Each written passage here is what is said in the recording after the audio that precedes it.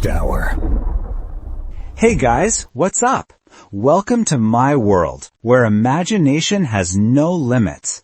I'm here to share my journey exploring stories and novels with you, from the hottest new releases to timeless classics, and from epic novels to surprising short stories.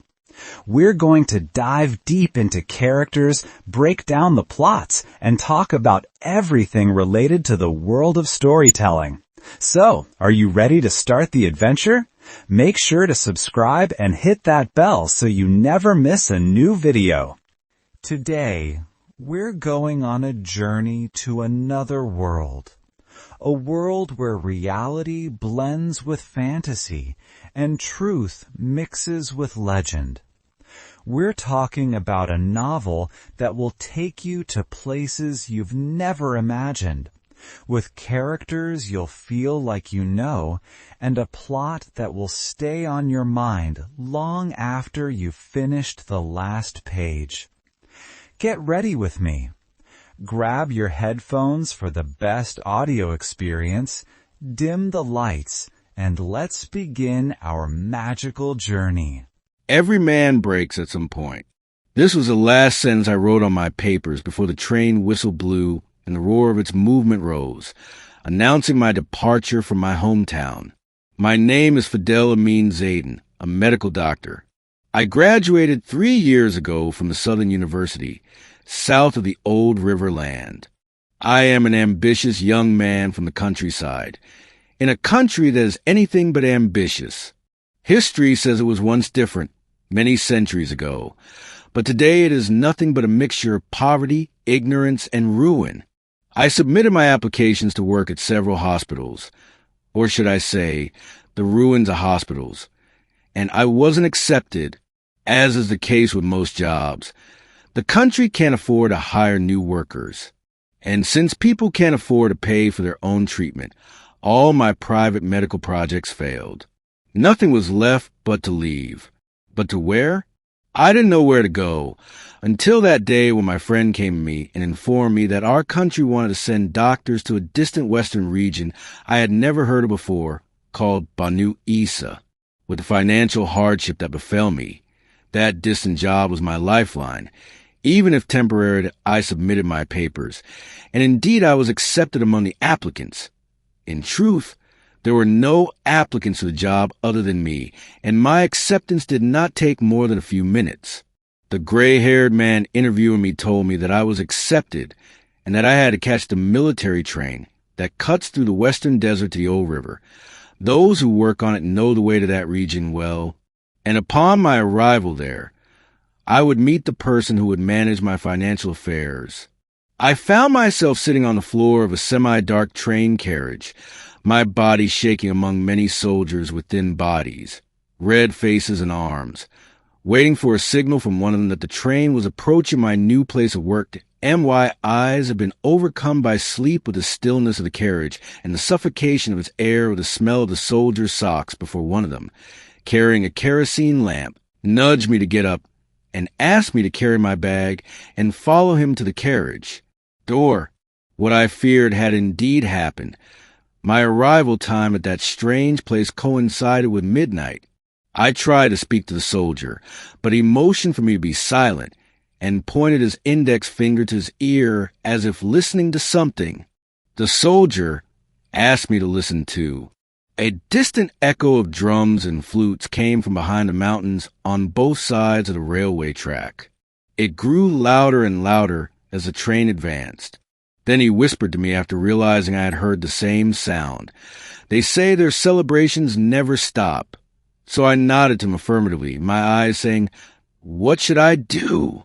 He said, "The train will have to slow down in a little while." I asked him, "It won't stop?" He said, "No, you have to jump when I tell you."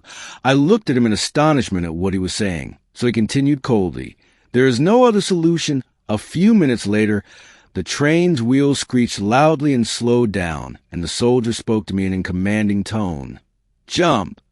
So my body froze as I looked at him. So he snatched the bag from my hand and threw it outside the train. Then he grabbed my hand and gave me the lamp he was carrying and yelled at me again, "Jump!" So I jumped.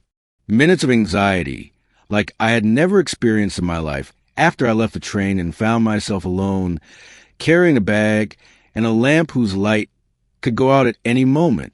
What reassured me a little was the continuous sounds of drums and flutes, which meant there were people nearby, and the presence of that railway track, and the trains having to slow down in that place, which meant the possibility of me leaving at any time.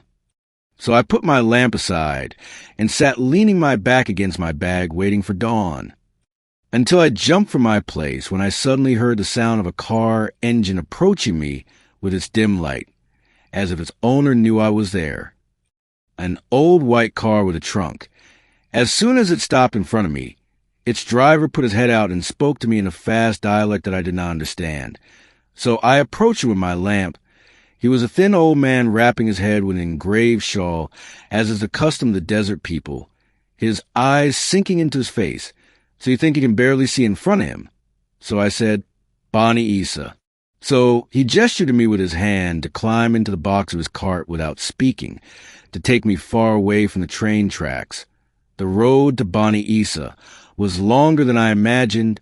The old man continued to advance with me through dark mountain passes and trails for about 3 hours, until I thought he had lost his way, especially with the fading sounds of drums and flutes. Whenever I knocked on the metal roof of the car to make him stop and talk to me, he continued on his way without paying attention to me and my shouting, until he almost made me fall had I not held on tight, when the car passed quickly over uneven, rocky ground. So I hit the car roof with my hand again angrily, and I almost reached my hand through its window to grab his head to make him stop after I was certain that we had lost our way, and perhaps the way back to the railway track as well. But I backed down when I saw distant lights appear on the horizon that the car was heading towards. It was the lights of Bani Isa, the Silent Land. The car stopped near a small agricultural patch that was on the outskirts of the town at dawn. Then I found the old man sticking his hand out through its window and motioning me to leave the trunk of his car. So I jumped out with my bag and asked him what money he wanted, but he ignored my conversation, looked behind him, drove back a few meters before turning around, and sped off away from me in extreme strangeness. So I turned towards the town and continued my way walking into it. From the first glance, I realized the small size of that town compared to the cities of my country.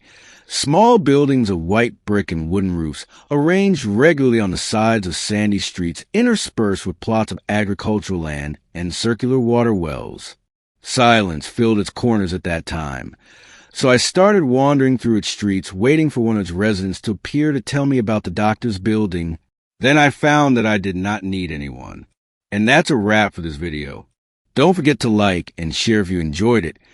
And join our family by subscribing to the channel, so you don't miss any new videos. Until we meet again in the next video, God willing.